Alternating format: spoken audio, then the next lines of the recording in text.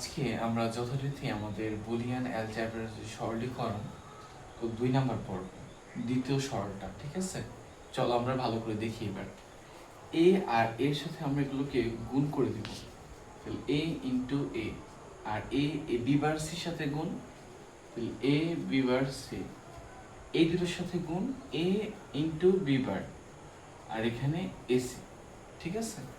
খেয়াল করো এখানে আমরা এ আর এ বুলিয়ানে মৌলিক উপাদান অনুযায়ী এ গুণ করলে এ হয়। দেখো এখানেও এ বি বার আছে, এখানেও এ বি বার আছে, কমন নিলাম এ বি বার, তাহলে থাকলো সি প্লাস ওয়ান আর এই পাশে থাকলো এসি। খেয়াল করো এবার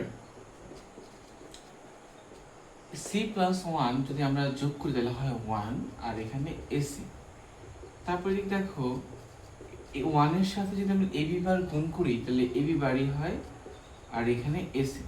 খেয়াল করো সবার মধ্যে কি এ আছে না, তাই আমরা এই কমন নিলাম, তো থাকলো one plus B bar plus C. ওয়ানের সাথে তুমি যাই যোগ করো না কেন অ্যান্সার কি আসবে? ওয়ান। ধন্যবাদ তোমাকে দেখার জন্য।